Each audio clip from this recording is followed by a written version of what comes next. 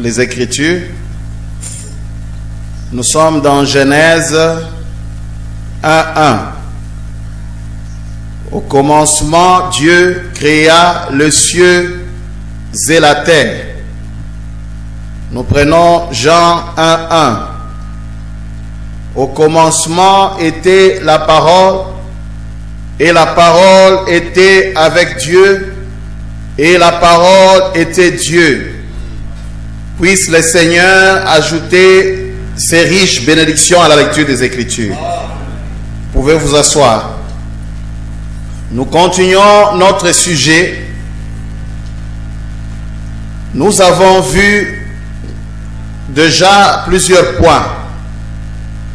Nous avons vu d'abord l'analyse, d'abord l'introduction, mais le premier point était l'analyse du sujet, où nous nous sommes mis à définir les termes de notre titre. Attitude, qui est Dieu, on a défini ça. Nous avons en second lieu vu l'origine de cet être que nous appelons Dieu. Nous avons vu que il a commencé, ça sera peut-être une mauvaise phrase, parce qu'il n'a jamais commencé. Donc, il existe avant le commencement. Et c'est là où nous l'avons vu dans ces différents termes. C'est lui qui existe par lui-même, El, Ela, Elohim. Il était l'absence de tout. Immatériel, inaudible, invisible, autrement dit, les grands néants. Et c'était sa lettre suprême, et c'est lui l'acteur. Il n'a jamais été tangible avant le commencement. Mais, comme nous allons le lire, sa mission est tout justement de devenir tangible. C'est ça sa mission.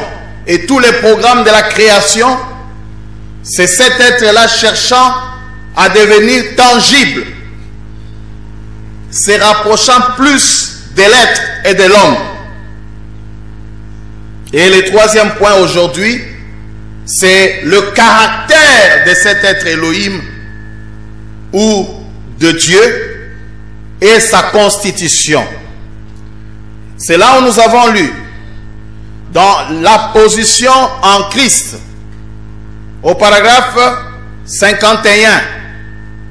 Mais comme il est infini, alors il connaît toutes choses. Chaque fois qu'un moucheron cligne les yeux, il le sait. Il connaît chaque bourdon. Où il va dans le rayon pour chercher son miel. Il connaît chaque moineau qui est perché dans l'arbre. Imaginez, il y a combien de moineaux dans la création. Lui connaît chaque moineau. Il connaît chaque pensée qu'il y a dans votre esprit. Parce qu'il est infini et qu'il est omniscient. C'est-à-dire qu'il est non seulement infini, mais il est omniscient. Il sait tout. Seulement, il est un être. Amen. Dieu est un être. Et c'est de cet être que ces choses se sont mises à émaner. De ces néants, de ces grands vides, les choses devaient commencer à sortir. Caractère de cet être, il est infini. Il n'y a rien que tu pourras faire sans qu'il ne le sache. Chaque mouvement, chaque pensée même est enregistrée. Il connaît. Les clignotements, quand tu clignotes l'œil, il sait le nombre de fois tu l'as fait aujourd'hui. Non seulement pour toi, mais pour tous les hommes sur la terre. Il peut appeler tel, tu as clignoté autant de fois. L'autre a clignoté autant de fois. Alléluia. Il est infini. Il connaît le nombre de cheveux de chaque tête sur la terre. Il peut te dire autant de fois qu'on t'a coiffé. Voilà cet être-là. On ne sait pas le comprendre, l'appréhender dans le cerveau. Il est hors portée de la compréhension humaine. Non seulement dans le point de la caractère d'Élohim, de El à Elohim, il est omniscient, infini, omnipotent. Omnipotence, c'est la puissance. Il est tout puissant. Voyez sa création, l'univers tel que nous le voyons. Il y a des astres, il y a des étoiles, il y a des planètes. Et l'homme ne connaît pas où s'arrête l'univers. L'univers que vous voyez là, l'homme ne connaît pas sa fin. Si vous quittez la terre, vous monterez, vous monterez, vous monterez, vous n'atteindrez jamais le plafond. Et il y a des planètes. Il est tellement omnipotent que par sa parole, tous les astres sont suspendus dans l'espace. Rien ne tombe. Voilà pourquoi frère Branham dit, la chose la plus puissante qui peut sécuriser l'enfant de Dieu, c'est la parole de Dieu. Par sa parole, il a voulu que la terre soit quelque part, et cela est resté. C'est dans le vide. C'est dans le vide, les astres, il n'y a pas de support. Il n'y a pas un support qui soutient la planète Mars. Il n'y a pas un support qui soutient, je ne sais pas, Vénus. Il n'y a pas un support qui soutient Jupiter. Mais c'est la parole de Dieu qui a suspendu ces histoires dans le vide. Amen. Amen. Il est omnipotent. Le caractère de cet être, il est omniscient. Il connaît toutes choses. Mais c'est un être. Vous êtes avec moi? Amen. Un être. Maintenant écoutez, ça c'est son caractère, mais sa constitution. Elohim, comme nous allons le voir aujourd'hui, étymologiquement d'abord, le terme Elohim est au pluriel. Quand vous dites Elohim, c'est le pluriel de ce qu'on appelle Eloah.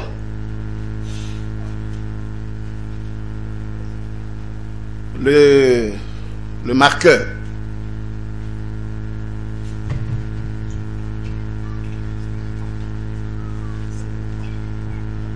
Elohim, c'est au pluriel.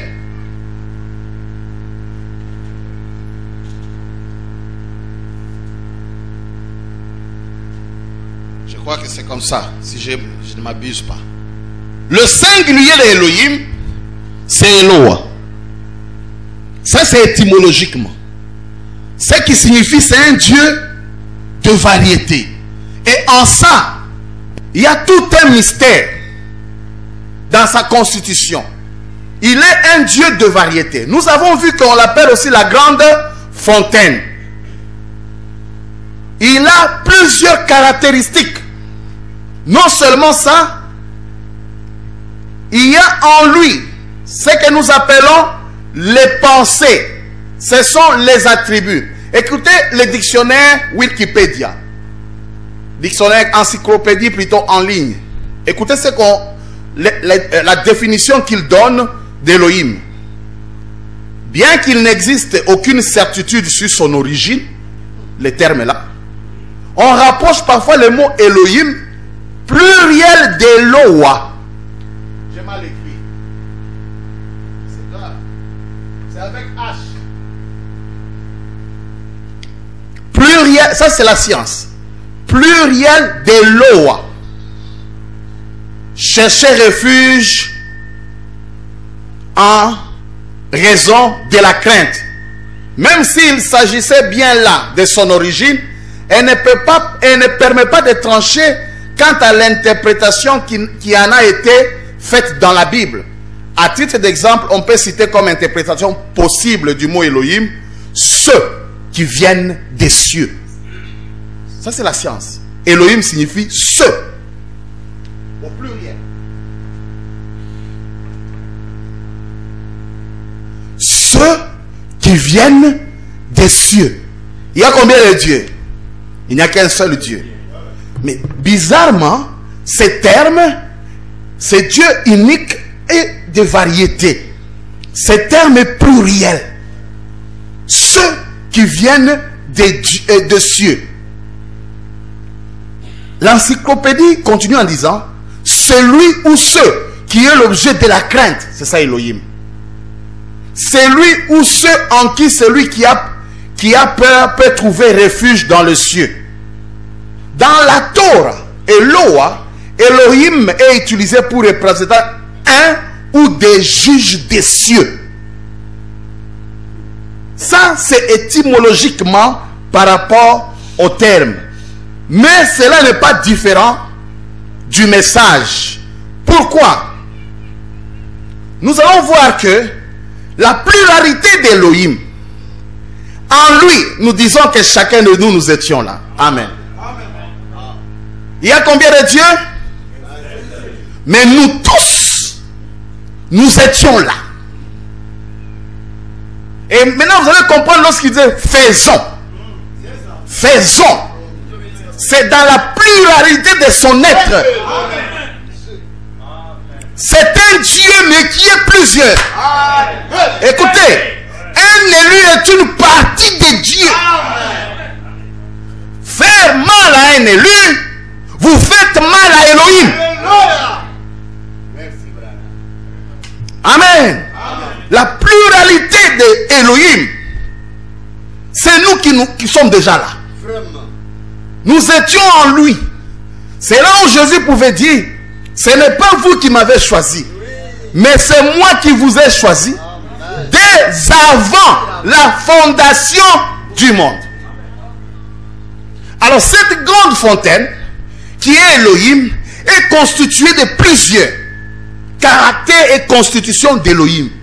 Caractère, il est infini, omniscient, omnipotent, mais constitution, il est pluriel. Et c'est ce qui nous pousse de parler des attributs. Les attributs d'Elohim. Qu'est-ce qu'un attribut? Frère Branham dit, lisons Frère Branham, il va définir l'attribut. Demeure future. 274-275. Le ciel et la terre se sont rencontrés. Dieu et l'homme sont réconciliés. Un Éden rétabli a commencé. Vous voyez, toute la malédiction est partie. Tout comme toute la malédiction du péché s'en va quand le Saint-Esprit vous accepte. Vous voyez, ce n'est pas vous qui l'acceptez, c'est lui qui vous accepte. Vous voyez, parce que c'est l'attribut de Dieu. Vous voyez, si c'est le Saint-Esprit, ça veut dire l'Esprit de Dieu. Et c'est l'attribut, virgule, la pensée de Dieu. L'attribut de Dieu, c'est sa pensée. Dans cet être, elle est là, Elohim, il y avait ce qu'on appelle des pensées. Plusieurs pensées. Voilà ce qui constituait, en fait, elle est là, Elohim. Ici, nous sommes dans le cycle d'avant les commencements. Nous ne sommes même pas encore au commencement. Lui a existé avant le commencement. Quand il était néant, l'absence de tout, le grand vide, le grand silence, il était là. Amen. Mais en lui, il y avait des pensées. Et le message dit que l'attribut de Dieu, c'est sa pensée. Non seulement ça, la pensée de Dieu est ce qu'on appelle un germe. Ce sont des pensées germes, autrement dit des semences. Et nous étions en Dieu sous forme de germes, de pensées. Voilà la pluralité d'Elohim. C'est comme dans un homme, l'homme aussi est pluriel. C'est là où Dieu dit, quand Abraham paya sa dîme, les Lévites ont payé aussi leur dîme. Donc, que tu es là, tu as tes enfants avec toi. Tu es toute une cité. Tu es une nation marchande. Tu es une république. Parce que tu as des enfants qui ne sont pas encore manifestés. Et Elohim avait des pensées. Vous voyez que l'homme, même l'homme, est pluriel. Voilà pourquoi la malédiction qui frappe un père atteint sa progéniture. Voilà pourquoi la malédiction héréditaire est réelle. Si les Lévites ont payé leur dîme, lorsqu'Abraham paya sa dîme, cela veut dire tu as tué lorsque ton grand-père avait tué. Tu vois? Frère Abraham dit, il y a des enfants qui vivent le bienfait de Dieu aujourd'hui parce que leur arrière-père avait fait des gestes qui ont plu à l'Éternel. Et il y a des gens qui subissent le mauvais sort aujourd'hui parce qu'en fait, ce sont des meurtriers. Vous allez dire, nous avons tué où? Au village, quand votre grand-père était guerrier. Vous étiez là, sous forme de germes en lui. Toutes les bêtises qu'il a commises vous ont concerné.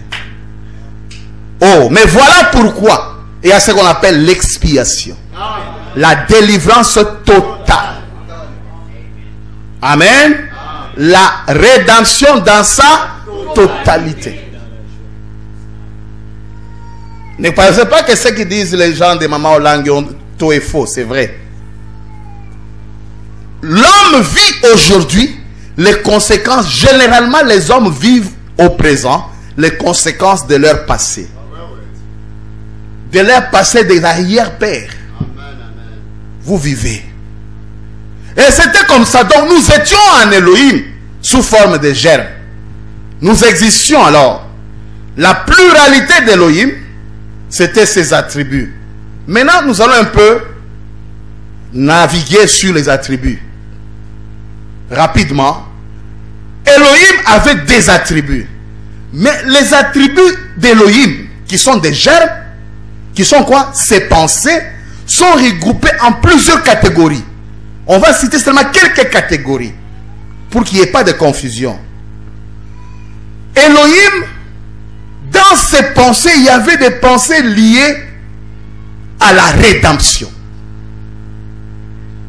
Des attributs liés au rachat de l'homme.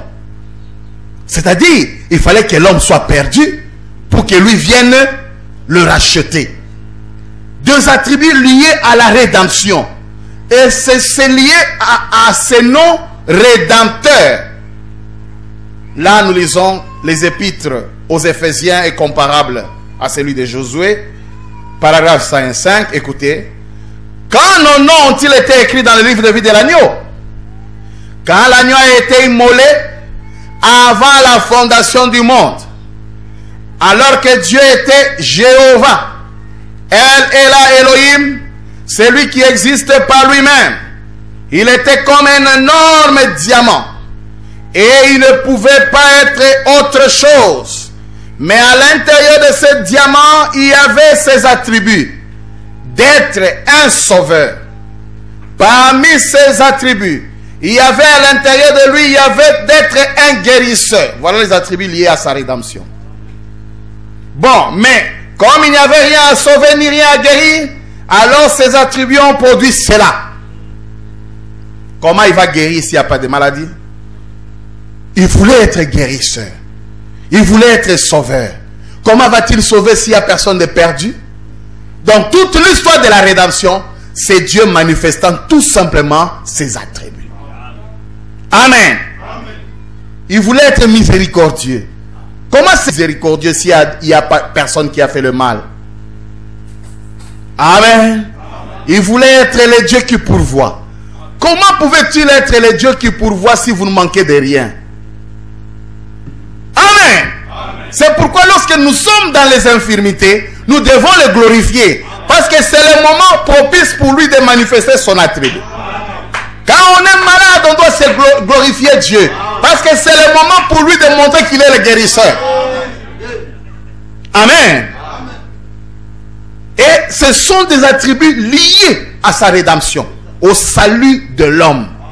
Amen.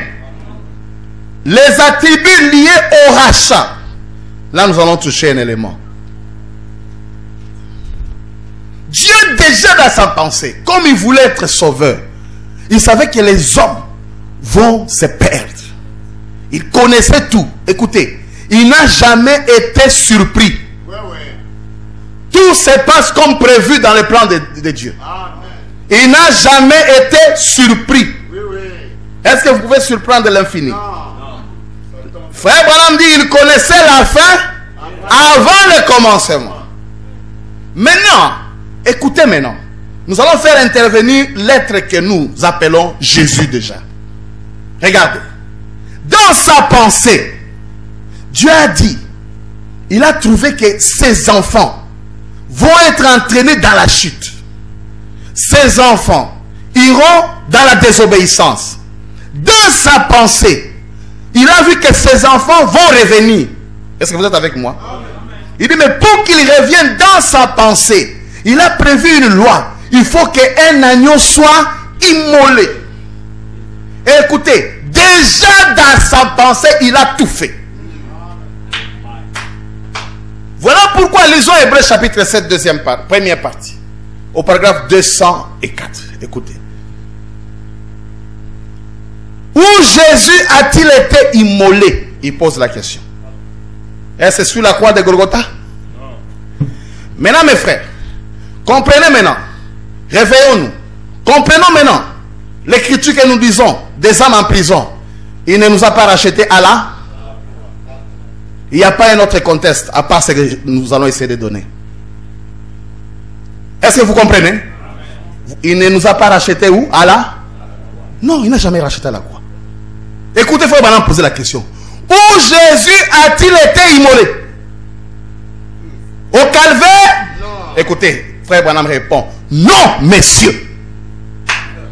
Très bien. Non, messieurs. Jésus fut immolé avant la fondation du monde. Maintenant, écoutez. Enlevez la pensée éternelle de Dieu maintenant.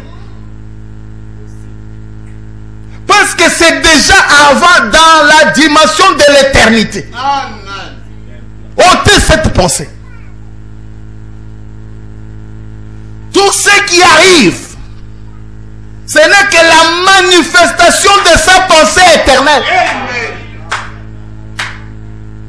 Déjà dans sa pensée. Le calvaire était là. Mais écoutez, dans sa pensée, l'agneau du 14e jour était là. Dans sa pensée. Et frère Branham dit, les pensées de Dieu sont éternelles.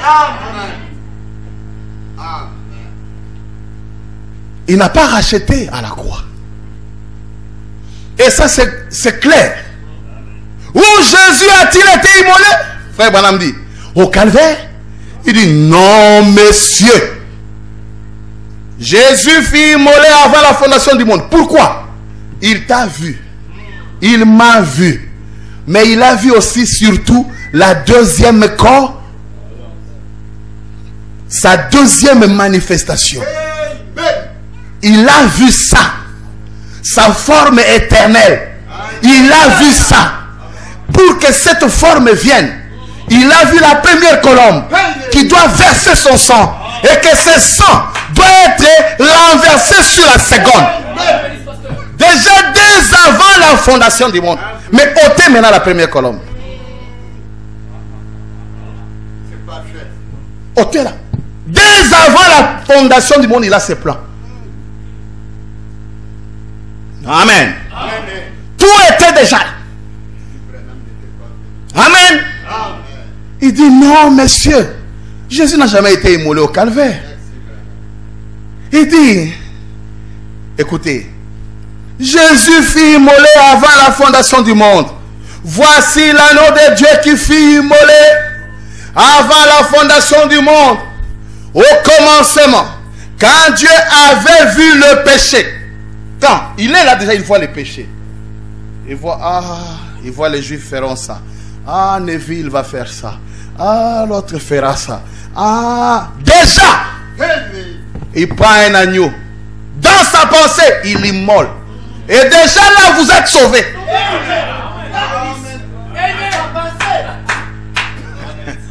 Frère Branham dit tout s'est accompli dans sa pensée. Mais là ici, il n'est qu'en train de manifester. Amen. Amen. Voici l'agneau de Dieu qui fut immolé avant la fondation du monde. Ah, frère Branham change les dires de Jean. Jean avait dit, voici l'agneau de Dieu qui ôte le péché du monde. Frère Branham dit, voici l'agneau de Dieu qui fut immolé avant la fondation du monde. C'est pourquoi je disais, lorsque vous ne suivez pas l'itinéraire, vous arrivez au terminus avec beaucoup de fautes. Vous ne comprenez, vous négligez ce que Dieu a fait avec Moïse. Vous ne comprenez pas que tout ça était dans le plan. Tout. Dieu n'est pas un clown. Dieu ne fait rien par hasard. Tout a été prévu. Quand il fait un premier pas et il met le deuxième, ne minimisez pas le premier. Le premier était nécessaire pour que le deuxième vienne. Et quand il fait le troisième, le deuxième était nécessaire pour le troisième pas. Il ne vient pas comme ça, pouf, du néant. Il va vers un but. Et personne ne l'a conseillé. Il est souverain. C'est là où frère Branham a prêché, Dieu tient sa parole. Oh, j'aime ça. Tu peux aller, les tonnerres ne sont pas révélés. Tu fais des livres, tu fais des brochures, tu montes à la radio, tu vas à la satellite. Tu commences à prêcher, mais Dieu tient. Oh, nous devons être des polygames, nous devons nous marier. Tu peux faire des bruits, tu baptises 1000 personnes, mais Dieu tient. Amen. Je peux être en erreur ici, mais Dieu tient. Amen. Il n'y a pas de conseiller. Dieu reste Dieu. Écoutez, Dieu ne dira pas puisque Bob a dit ça, moi aussi je change. Non, non. Dieu tient ça. Amen. Voilà pourquoi le socle et la fondation d'un vrai croyant reste l'éternel. C'est lui le rocher des âges. Il tient sa parole. Beaucoup de gens croient des choses par sentiment, par enthousiasme. Vous allez dans une convention, vous voyez beaucoup de bruit. Ah, comme les gens ici croient ici. Ah, toi aussi tu commences à croire. Ne croyez rien par enthousiasme. Je suis allé, je vois les kimbagistes. Quand on prêche, mais ils sont dans la joie, dans l'euphorie. Là-bas, on ne dit pas Alléluia. Là-bas, on dit Nya Nya. Nya Nya. Vous ne le savez pas? Et il dit Kimbangoye. Ce sont leurs cris. Écoutez, le fait d'amener une église en ébullition, en train de sauter, à tomber, ce n'est pas la preuve, l'attribut de la vérité. Non. Il y a des églises du deuxième exode où on prêche, vous voyez des gens sauter et faire des chutes. Le pasteur lui-même montait à la chaire ici, avec ses pieds, il saute, pouf, il saute, il fait une chute derrière.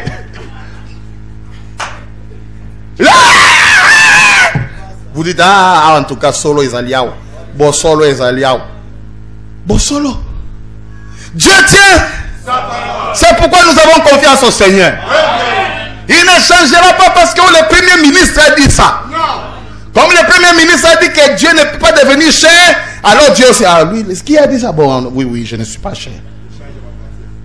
Oh, comme l'ancien de la ville a dit que Elohim n'est pas, William Branham n'est pas Elohim, Dieu aussi, je change aussi ma pensée. Amen. Dieu demeure Dieu. Il ne change pas sa position. C'est toi qui dois changer ta position et venir derrière Dieu. Sinon tu es perdu. Dieu tient sa parole. Déjà dans sa parole, l'attribut du Sauveur a exercé. Il dit Jésus a été immolé quand? Dès avant. Est-ce que c'était dans les temps? Voilà pourquoi la grâce pour les saints est une grâce éternelle. Il n'y a pas de fin de grâce pour les élus. Amen, amen, amen. Pour les élus, il n'y a pas la fin de la grâce. Parce que c'était dans la pensée. Amen. Donc il y a toujours de l'espace pour toi. Il y a toujours une possibilité. Bien qu'on dit que les jours de l'intercession ont pris, mais pour l'élu, la grâce est... Amen, amen. Pour l'élu, l'agneau a été immolé dès avant la... Amen. Amen. Voici l'agneau de Dieu qui fut immolé avant la fondation du monde. Au commencement, quand Dieu avait vu les péchés, il avait vu ce qui arriverait. Nous sommes au commencement. Il a prononcé la parole et Jésus fut immolé avant la fondation du monde. Et chaque personne qui est sauvée l'a été selon la Bible quand l'agneau a été immolé.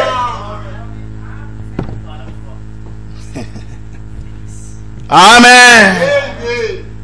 Dans la pensée de Dieu avant la fondation du monde, c'est alors que vous avez été inclus dans le salut.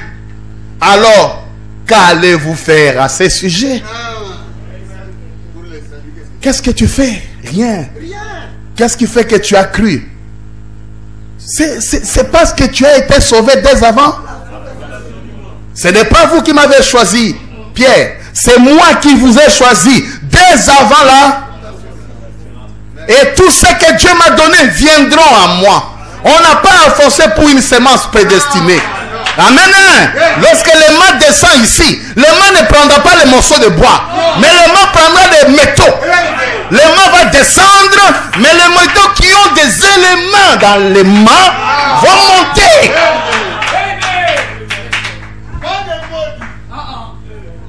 Les bois et les mbaudes vont rester là.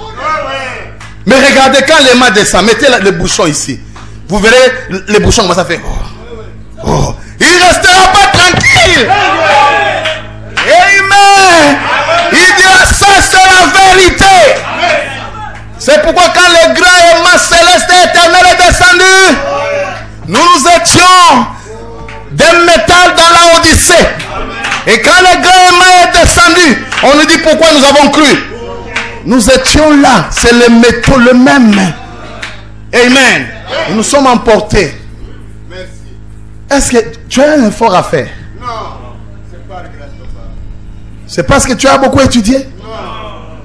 Oh, mais allez dans l'église des catholiques. Vous verrez des licenciés, des sommités docteurs qui vous parlent un français sans même une petite erreur, qui parle le français même plus que le blanc. Raffiné plus que le français. Ils changent même l'accent. Vous savez, la situation politique du monde, ils promettent 1000 promesses. Ils promettent des rêves à la nation. Et ils passent à la télévision dire n'importe quoi.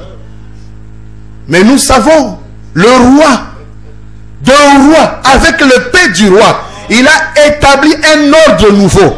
Un règne réel où les saints règnent. Amen. Où est-ce qu'il a été? On ne fait rien pour les saluts. Mes frères, il n'y a rien à faire pour les saluts. Dieu qui est riche en miséricorde. 73. Dieu est la parole. Et elle a été faite chair et habitée parmi nous. Écoutez, je vais lire une citation un peu encore grave. Là, pour qu'il puisse manifester les autres attributs de Dieu. Quels sont ces attributs de Dieu? Écoutez. Les corps, virgule, Jésus, virgule, c'était le corps de Dieu, un attribut.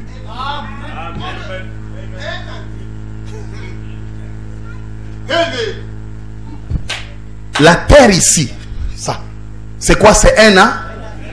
Frère Branham dit, cette terre ne passera, ne sera jamais éliminée.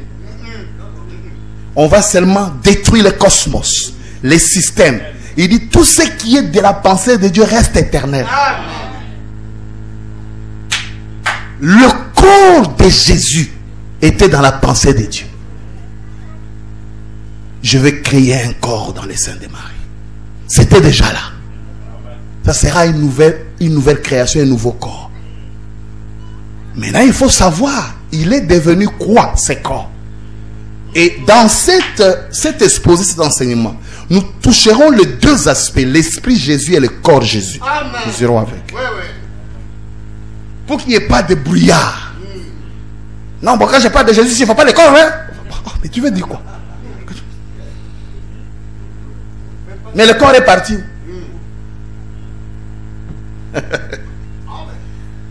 Quand il est ressuscité là, c'était un esprit. Une doctrine a couru. Non, il est esprit. Il dit, donnez-moi du poisson. Donnez-moi le pain. L'esprit n'a ni chair ni os. La doctrine de l'esprit là, ça a commencé depuis les apôtres. Le problème, lorsqu'on ne sait pas placer un carreau de puzzle quelque part, n'en parlez pas. Vous allez faire des dégâts. Amen. Nous sommes dans les attributs. Les attributs liés à l'arrêt. N'oubliez pas, il est sauveur et dans son attribut de sauveur, il a vu déjà un agneau qui doit être immolé. Il a déjà immolé. Il a vu le corps dans lequel il sera immolé. Et là, il a vu aussi au temps du... Quoi? Le second ou la seconde corps? Il a tout vu. Il a tout vu. Il a vu que je commencerai ici et je vais achever là. Il a tout vu. Et il t'a vu. Il m'a vu. Il a vu le saint. Il a vu tous les croyants. Et déjà là, nous sommes sauvés. Et déjà là, tout est fini. Mais là, qu'est-ce qui se passe? Les choses commencent à se manifester seulement. Oh, nous sommes en train de jouer un match déjà joué. Pourquoi? Vous dites comment? C'est pourquoi il connaît la fin avant les... Parce que tout est déjà là. C'est pourquoi Dieu lui-même, quand il est venu sous la forme William Marion Branham, sa forme de perfection, de perfection, de perfection.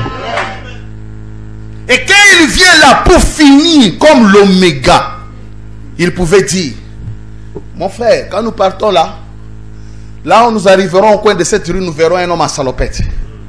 Et puis nous passerons, nous verrons une tombe. Et sur cette tombe-là, vous allez voir un numéro sur les tombes là, vous allez me donner.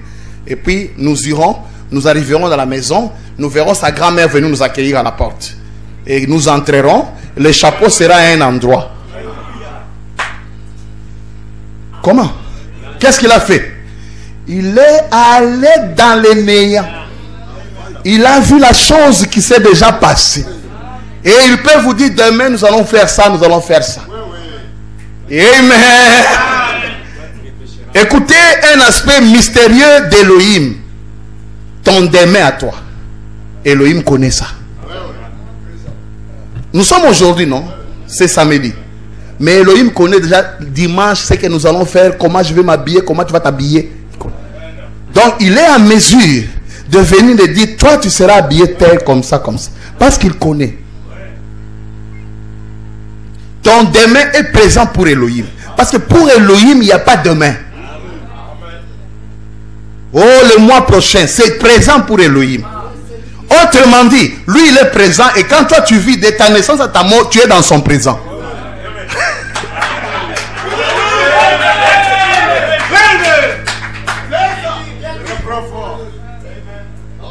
De ta naissance à ta mort, tu es dans son présent. Lui, il est là. Tu commences, tu t'aimes. Lui, il est présent. Il te ressuscite, il vient ici. Amen. C'est un être qu'on ne peut pas comprendre. Et cet être-là, maintenant, nous touchons deuxième sorte d'attributs. Les attributs liés à son être. Les attributs liés à la rédemption. Je ne vais pas entrer longtemps là-bas parce que je risque de parler de la rédemption. Nous avons vu qu'il est sauveur, les sept non rédempteurs. C'est là où il y en a.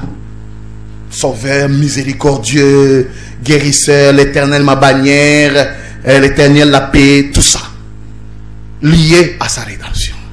C'est là où il a vu l'agneau immolé. C'est là où il a vu les 2 colombes. C'est là où il a tout exécuté. C'est fini. Mais il y a des attributs liés à son être, à ce qu'il est. Ah, ça c'est encore un élément. Écoutez. Lisons toujours Épître aux Éphésiens. Est comparable au paragraphe 120-121. Cela a fait le tour du monde jusqu'au Canada et partout. Ils ont dit une lumière mystique apparaît au-dessus d'un prédicateur baptiste local pendant qu'il baptise. Écoutez, il y a quelques jours, quand le docteur Lamsa est venu me voir, il n'était pas du tout au courant de ça.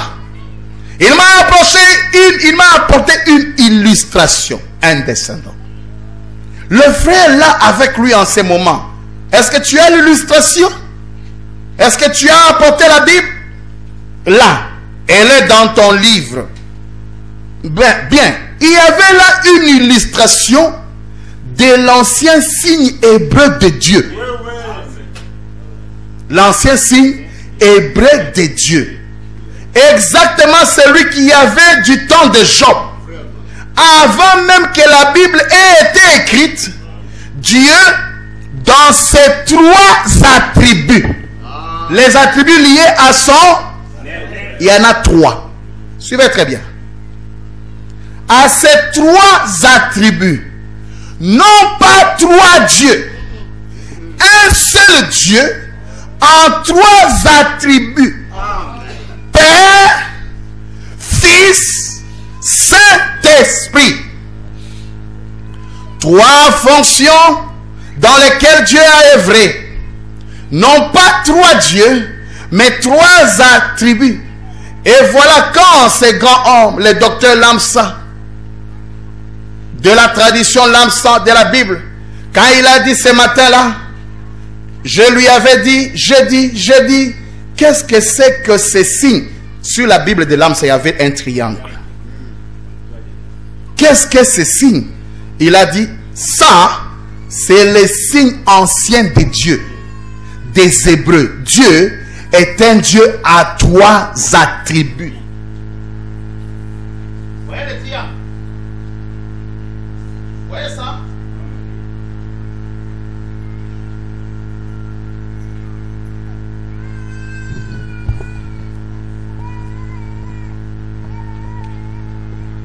Père, Fils, Saint-Esprit. Il y a combien de triangles sur le tableau? Mais combien de manifestations? Est-ce qu'il y a 3 triangles? Il y a un seul? Écoutez maintenant. Écoutez. Je dis, tel que Père, Fils et Saint-Esprit. Il s'est arrêté. Il a posé sa tasse de café, c'est docteur Lamsa. Il m'a regardé. Jane, je crois que tu étais là. Et Léo, il a dit, vous croyez ça? J'ai dit de tout mon cœur. Il a dit, hier soir, quand j'étais à votre réunion, frère Branham, j'ai vu opérer ce discernement. Je n'avais encore jamais vu ça en Amérique, ni dans mon pays. Il a dit, les Américains, eux, ils ne connaissent même pas la Bible. Tout ce qu'ils connaissent, c'est leur dénomination. Ils ne savent même pas où ils en sont. Il a dit, ils ne savent rien. Il a dit, mais quand j'étais là hier soir, il a dit, je me suis dit, maintenant frère Jen, je dis ceci avec révérence, dans l'amour et tout. Il a dit, je me suis dit, ça doit être un prophète. Mais quand je vois que vous croyez que Père, Fils et Saint-Esprit, ce n'étaient pas 3 dieux, mais c'était des attributs, alors je sais que vous êtes un prophète de Dieu. Sinon, ça ne vous serait pas révélé comme ça. Il a dit, c'est un signe parfait.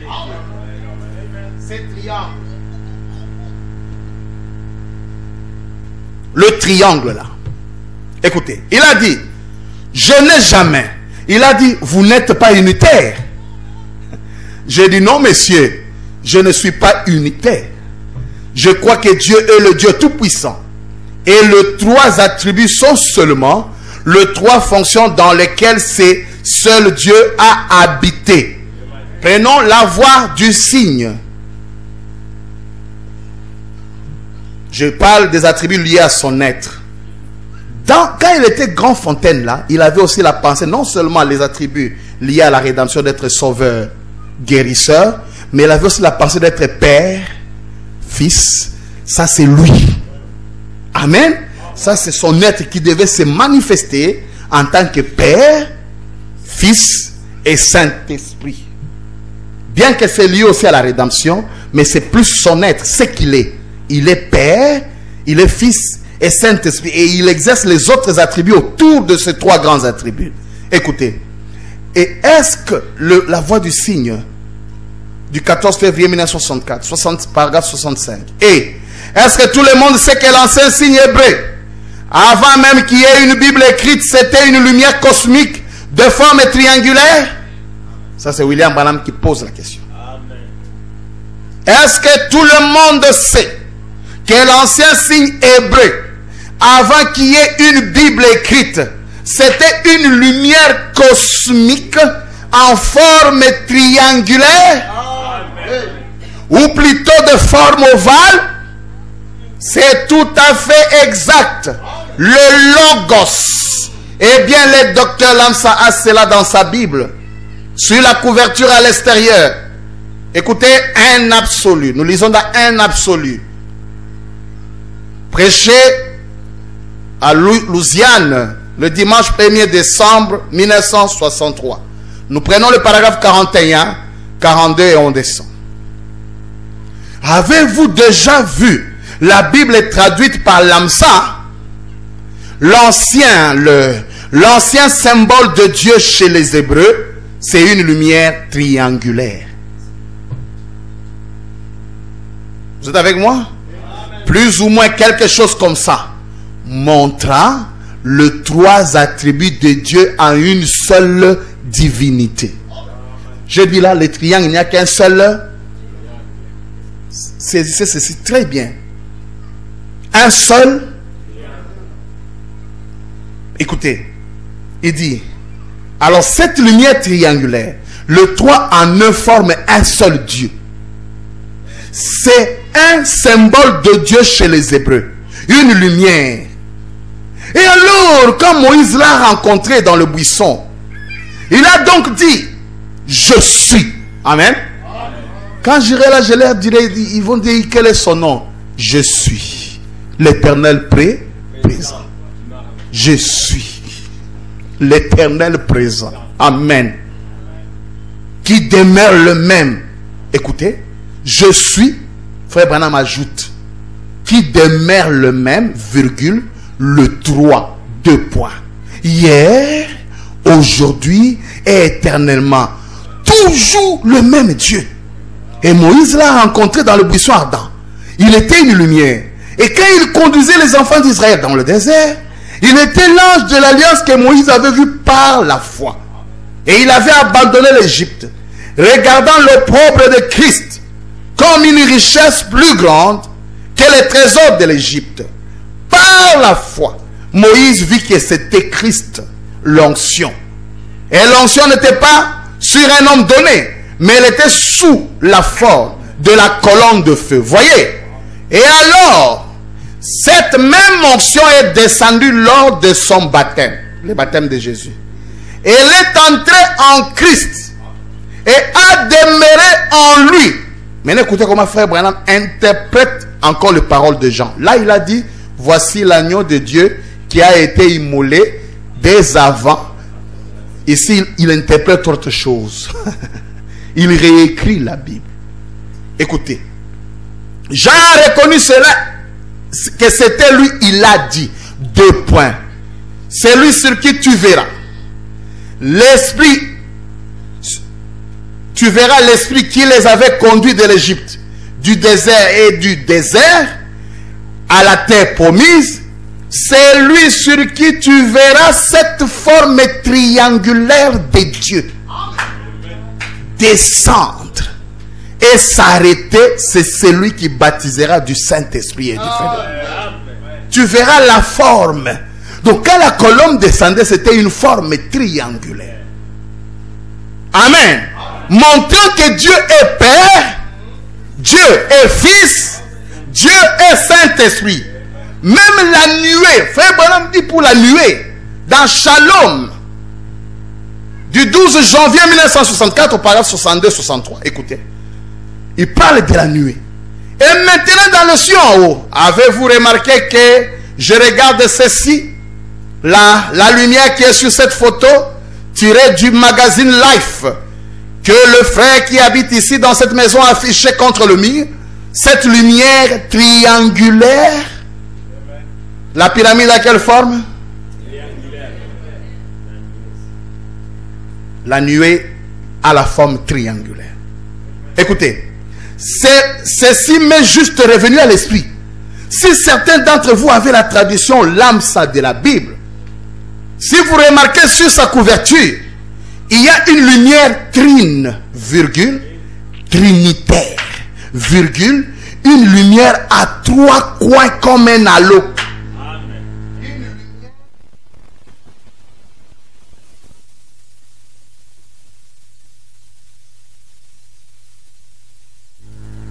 Une lumière à 3 coins comme un halo. Écoutez. Et lorsque le docteur Lamsa, un ami, mon ami personnel, traduisait la Bible, c'est le vieux symbole hébreu de Dieu, de sa vraie Trinité.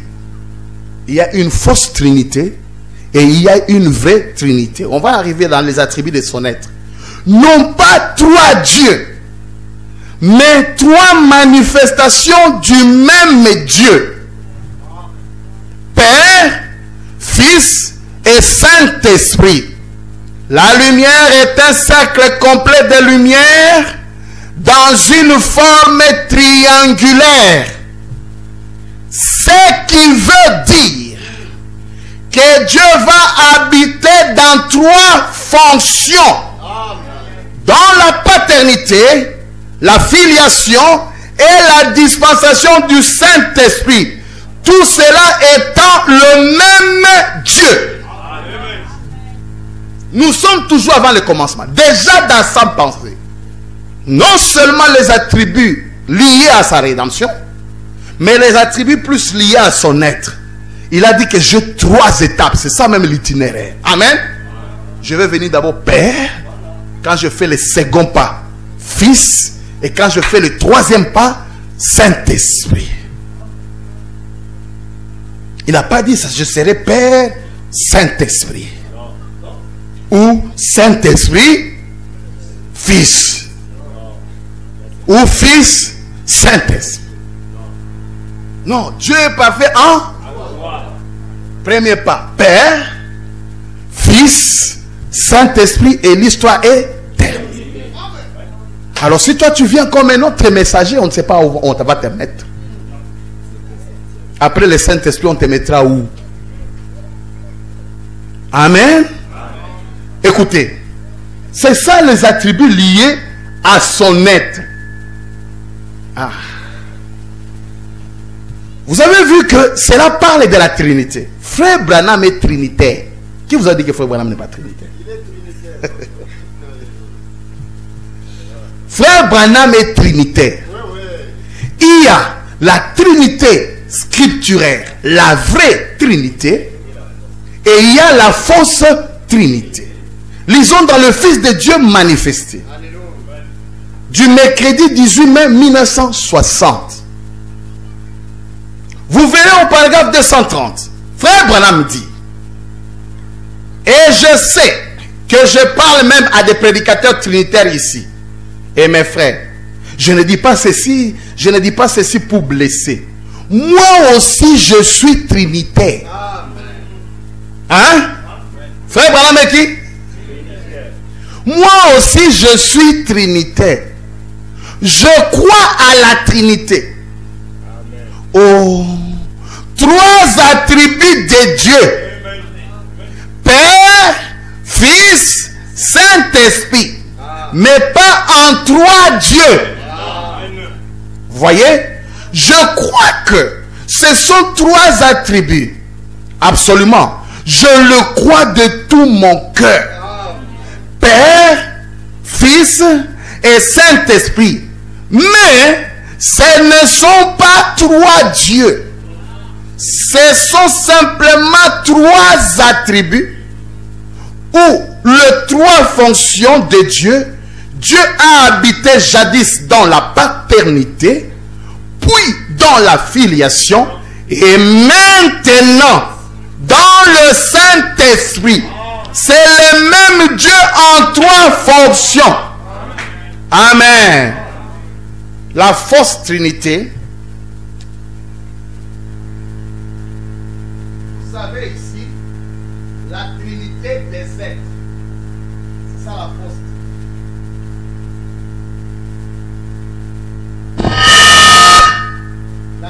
La Trinité des êtres et la Trinité d'un être. Est-ce que vous pouvez faire la différence? Il y a la Trinité des êtres, c'est ça la Trinité catholique, et la Trinité d'un seul être. Vous êtes avec moi? Frère Branham est dans la Trinité d'un être. Le catholique parle de la Trinité des êtres. Il y a trois êtres qui s'associent, qui sont Dieu. C'est ça la Trinité. Il y a un Père quelque part, il y a un Fils quelque part, et il y a un Saint-Esprit. Et ils peuvent prendre la photo. Ils se tiennent là. Hein? Le trois là. Vous comprenez? Mais la Trinité de la parole, c'est la Trinité d'un seul être qui, lorsqu'il tourne comme ça, il est Père. Quand il tourne comme ça, il est Fils. Quand il tourne comme ça, il est Saint-Esprit. C'est ça la différence. Mais la Trinité demeure. Ça dépend de quel côté vous la prenez. Écoutez, et tu ne le sais pas. Paragraphe 102, 103, 104. Maintenant, je vais vous dessiner un petit cercle. Si j'avais un tableau, mais je veux que vous regardiez bien là. Frère Branham dessine deux cercles. C'était trois cercles. Je vais faire un rond comme ça. Et je vais faire un autre rond à l'intérieur de ce rond. Ça fait deux. Et puis je vais faire encore un rond à l'intérieur. Premier rond. Deuxième rond. Troisième rond. Écoutez. À l'intérieur de ces ronds-là. Ça fait trois ronds. Trois cercles. Frère Branham dit, c'est vous. C'est comme ça que vous êtes. Écoutez. Ça, c'est Dieu. Dieu est un. Écoutez. Dieu est un dans une trinité. Et sans trinité, il n'est pas Dieu. Si vous enlevez seulement ça, vous avez autre chose. Vous n'avez pas Dieu. Vous avez un sorcier du village peut-être. Vous avez autre chose. Sans Trinité, il n'est pas Dieu. Il ne peut pas se manifester autrement. Avec le message ici, vous pouvez troubler quelqu'un. Alors, moi, je suis trinitaire. Je suis trinitaire. Amen. Écoutez, mais pas la trinité des êtres, mais la trinité d'un être. Amen. Sans la trinité, il n'est pas Dieu. Il ne peut pas se manifester autrement. Et vous, en tant que personne, vous ne pouvez pas non plus être manifesté sans être composé d'une trinité. C'est-à-dire corps, esprit et âme. S'il vous en manque un, vous n'êtes pas complet. Voyez, vous n'avez pas d'âme. Si vous n'avez pas d'âme, vous ne seriez rien. Si vous n'aviez pas d'esprit, vous ne serez rien. Si vous n'aviez pas de corps, vous serez simplement un esprit. Pas un corps. Donc, Dieu, écoutez maintenant, est complet dans la triunité d'un être. Retenez le vocable de Frère Branham.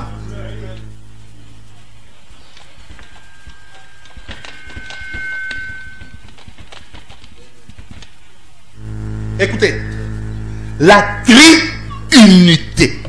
C'est d'abord, il y a une unité, mais la triunité, c'est pas vraiment la trinité, mais ici, il précise la triunité. C'est différent avec la trinité. La triunité d'un être. Écoutez, pas une trinité des êtres, pas une triunité d'êtres, mais un seul être dans une triunité. Le Père, le Fils et le Saint-Esprit. C'est un seul vrai Dieu manifeste. Frère Branham dit Dieu. Ses attributs étaient en lui. C'est-à-dire, il était, bien qu'invisible, il voyait la forme triangulaire qu'il allait prendre. Ne lui donnez pas une forme carrée. Il n'est pas carré. Hein? Il est un cercle, mais un cercle triangulaire. Parce qu'un triangle est un cercle. Hein? C'est un cercle. Il n'y a pas de sortie. Fermé. C'est l'éternité qui est comme un cercle. Mais un cercle comme ovale. Amen. Et c'est ça sa nature, tel qu'il était là avant le commencement. Nous ne sommes pas encore entrés dans les temps. Je vous montre ce qu'il était, son caractère et sa composition. Il y avait des attributs de sauveur, miséricordieux, et puis il voulait être Père, Fils, Saint-Esprit. Et ça résout déjà beaucoup de problèmes. Hein? On va terminer avec ces petits points. Écoutez mes frères, ce triangle ne peut jamais être sectionné.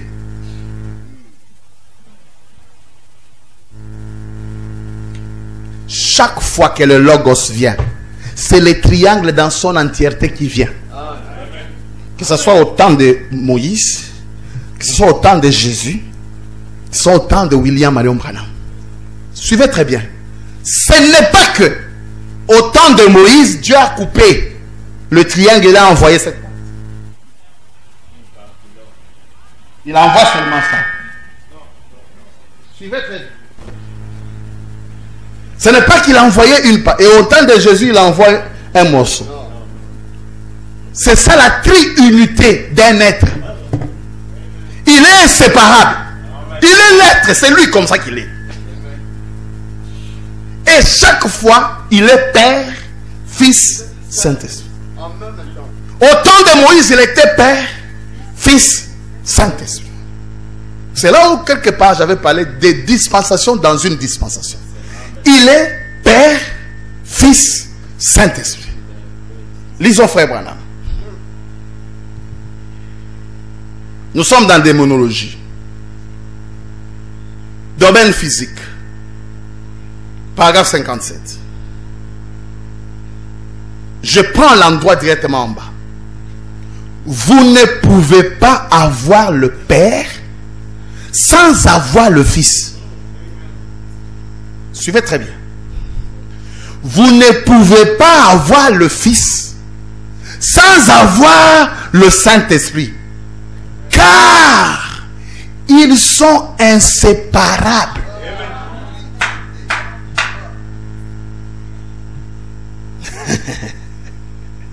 Oh, il n'était que fils. Amen. Ça devient un peu de l'algèbre, un peu. Mais vous ne pouvez pas avoir le Père et vous dites que le Fils n'est pas là, que le Saint-Esprit n'est pas là. Impossible. Parce qu'au temps de Moïse, c'est ce triangle-là qui est descendu. Au temps de Jésus, c'est le même triangle. Mais écoutez, pour vous flasher, au temps de Moïse, quand le triangle descend, il cache deux côtés. Il présente la paternité. Amen. Le triangle, tous les triangles descendent, mais ils présentent la paternité. Le Fils et le Saint-Esprit sont quoi? Cachés.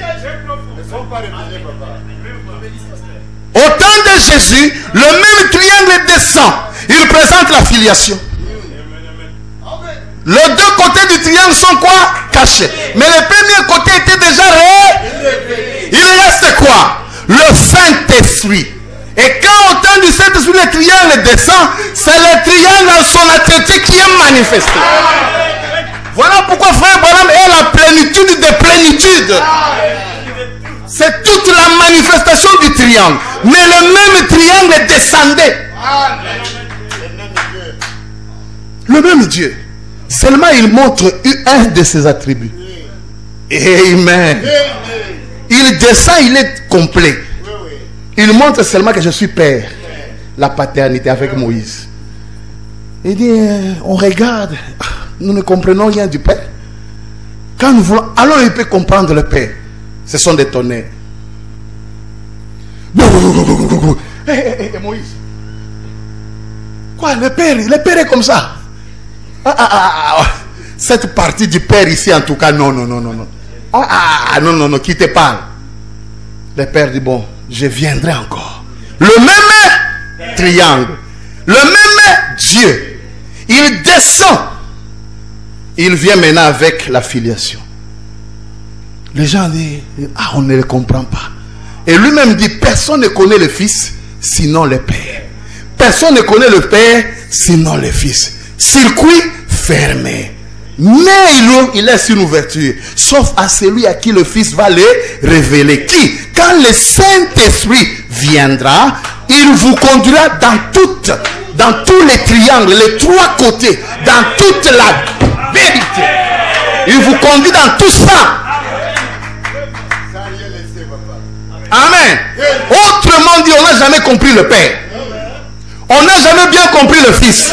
C'est le Saint-Esprit qui fait comprendre le Père et le Fils.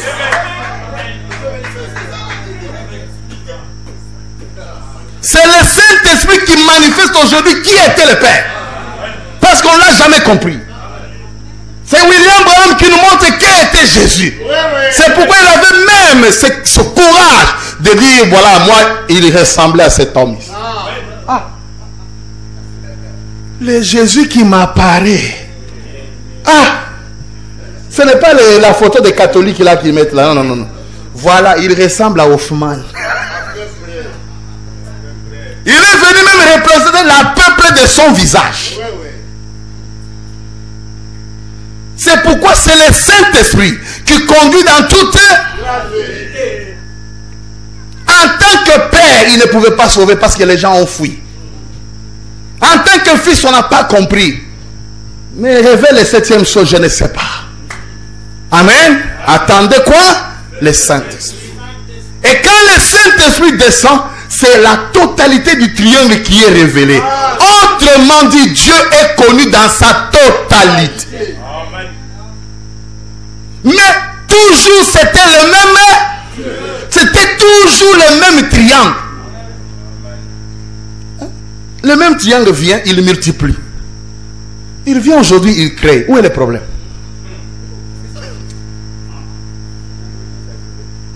Amen. Non, mais lui n'a pas créé, Mais vous ne comprenez pas. Mais il n'a même pas multiplié. C'est Dieu qui multiplie. Frère Branham dit, quand il a eu faim, c'est l'homme qui a eu faim. Mais quand il a pris le pain, il les a multipliés. C'est Dieu qui a multiplié. Quand il a changé l'eau en vin, qui a changé l'eau? Il dit, c'est pas l'homme. Lui, il a eu faim. Mais c'est Dieu qui a changé l'eau. Dieu vient avec le programme.